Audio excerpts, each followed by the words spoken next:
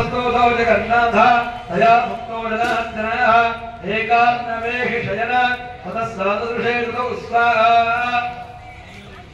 मधुवैरवधुरात्मनो अतिवीर्यापराक्रमो क्रोधलङ्काक्षणो हन्तम् ब्रह्मणं जरुतोद्यमो स्वाहा समुदायात् दास्ताभ्यां युधे भगवान् करेः पञ्चवर्षदहस्तानि बहुप्रहरणो विभो स्वाहा तावे प्रतिबलोन्मोक्तो माया महामाया विमोहितो स्वाहा मुक्तवन्तो बलौपुत्र वेदावतिगेडवं स्वाहा श्री भगवान् वाच स्वाहा भवेदावद्यवेदुष्टो ममुद्यावभावभे स्वाहा किमान्येन वरेणात्र एतावद्यवृतं मया स्वाहा ॐ रुधिरौवाच स्वाहा यतुञ्जिताभ्यामिति तथा सर्वमोपावयं जगतो विलोक्याताभ्यं तदिता भगवान् कमलेक्षणः स्वाहा आवन्त्याहिनि यत्रोर्मे सरलेण परिप्लुत स्वाहा रुधिरौवाच स्वाहा देवयुक्ता भगवता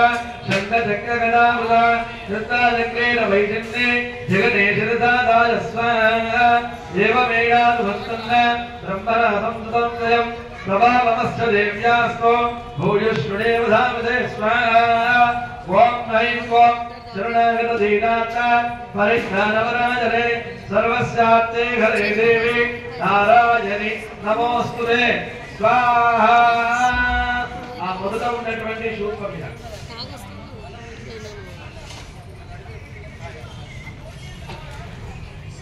ఓం శరణాగతధీనాథ పరిజ్ఞానవరాజనే సర్వస్యాత్తే హరే దేవి నారాయణి నమోస్తుతే నమో దేవ్యై మహాదేవ్యై శివాయై సర్వదం నమః నమః ప్రకృతయై భద్రాయై నియతాః ప్రణతాస్పదాయై నమః ప్రణతాస్పదం సాంగాయై సపరివారాయై సవాహనాయై సాయుధాయై सुशक्तिकाले वाग्वेदातिष्ठात्प्रियै श्रीमहाकाले देव्यै नागवल्ले द्वरद्वययुगं कुङ्कुमाग्रतपुष्पैरभ्यर्थितं सकृतं सहस्रं सशोभं कपितपरमहाहोव्यं समर्पयामि नमः स्वाहा जय दुर्गे हर दुर्गे शिव दुर्गे सत्यासन्द यजमानस्य कामः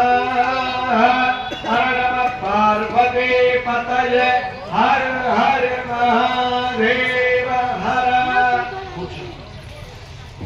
ఇది మొదటి అధ్యాయము ఇదంతా సంస్కృత మంత్రాలు సరిగ్గా మీకు ఏంటి అనేది తెలియదు కాబట్టి వివరంగా చెప్తాను సురథో నామ అనేటువంటి ఒక రాజు పూలా అనేటువంటి ఒక రాజ్యాన్ని శిఖి మండలే అంటే ఈ విశ్వం ఎంత వరకు ఉందో అంతవరకు ఆయన యొక్క రాజ్యాన్ని పరిపాలిస్తూ చేస్తున్నారు ఆ రాజ్యంలో ఆయనకు ఎలాంటి ఆటంకము అలాంటిది లేదు ఎలాంటి శత్రువు లేదు అలాంటి యొక్క రాజ్యంలో పూలా అనేటువంటి ఒక జాతి వర్గము పుట్టి అది పెరిగి ఆ రాజుని అవమానాల పాలు చేసి ఆ రాజ్యాన్ని వారు వశం చేసుకున్నారు ఎవరు సురతో నామ అనే దగ్గర ఉన్నటువంటి రాజ్యాన్ని పూలా అనేటువంటి రాజులు వశం చేసుకున్నారు ఇక అప్పుడు ఏంటిది ఆ రాజు దగ్గర ఉన్న శక్తులన్నీ తీసుకున్నారు అస్త్రశస్త్రాలు తీసుకున్నారు ధనాగారం తీసుకున్నారు అన్ని తీసుకున్నాక కాలి చేతులే కదా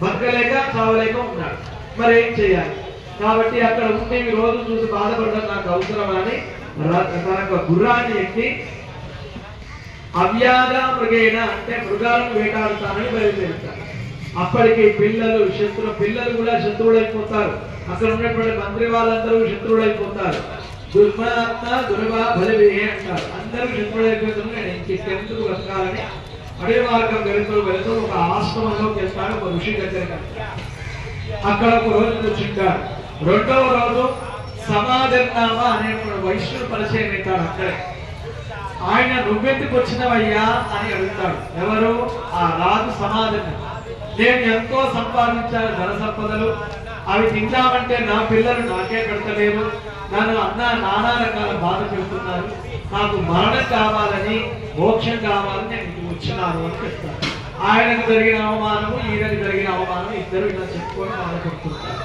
ఇది విన్నటువంటి ఋషి అక్కడ ఉన్నాయని అంటాడు, నాయన ఈ కష్టాలన్నీ కూడా కాలరాత్రి మహారాత్రి మోహరాత్రిష్ట దారుణ. కాలరాత్రి అంటే కాలపురుషుడు, కాలపురుషుడు తిరుగుతూ ఉంటాడు కాబట్టి ఆయన ఆడయాటలో మనం అందరము బలి అవ్వవలసిందే.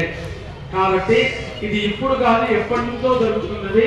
మీకు ఒక కథ చెప్తానని చెప్పేసి మార్కండేయ పురాణంలో ఉన్నటువంటి శుంభ మధుకైటపులు అనే యొక్క రాక్షసుల గురించి చెప్తూ ఉన్నారు.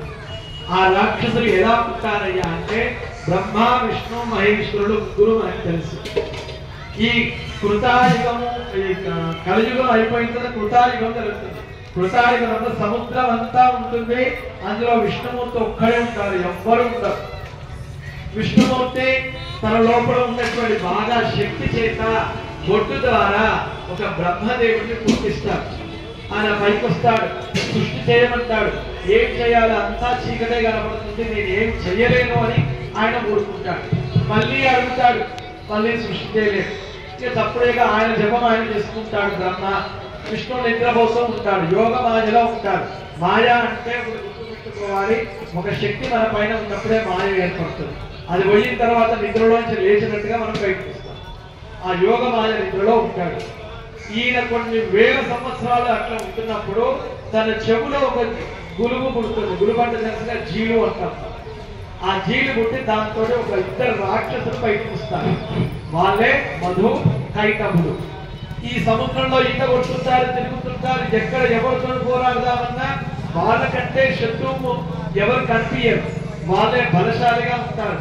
మాకు ఎవరు శత్రువు లేడు, ఇంకా మేమే అంతా మా రాజ్యము అనుకొని వాళ్ళ రాజ్యాన్ని పుట్టించడానికి ప్రయత్నాలు చేస్తూ ఉంటారు. బ్రహ్మదేవుడు ఒక దగ్గర కూర్చొని తపస్సు చేస్తూ ఉంటాడు. ఆహా, వీడెవడో కనపడ్డాడు, వీడితో యుద్ధం చేద్దామని బ్రహ్మదేవుడిని రెచ్చగొట్టి వాళ్ళ యుద్ధానికి పిలుస్తాడు. నాయన నేను ఏ యుద్ధం చేయలేదు అయ్యా, నేను సృష్టి చేయాలని మీ దగ్గరకు వచ్చాను అని చెప్తే ఎంత చెప్పినా విన్నాడు. నువ్వు సృష్టి చేయాలన్నా ఏం చేయాలన్నా మమ్మల్ని చంపి లేదా మమ్మల్ని ఓడించి అప్పుడు నువ్వు బ్రతకాలి, లేదా నిన్ను మేము చంపుతాం. అప్పుడు మళ్ళీ బ్రహ్మదేవుడు విష్ణు దగ్గరికి వస్తారు. విష్ణుడు ఎంత లేపినా లేవడు. ఆయన విష్ణు ఎక్కడికి వెళ్తారంటే యోగమాయ నిద్రలో ఉండి ఈ మణిద్వీప వర్ణంలో ఉండేటువంటి మహాకాల రాత్రి స్వరూపమైనటువంటి ఈ జగత్తు అంతటికి ఆధారమైనటువంటి ఆది పరాశక్తి దగ్గర ఉంటాడు. అక్కడ ఉండి అమ్మవారిని స్తోత్రం చేసుకుంటూ ఉంటాడు.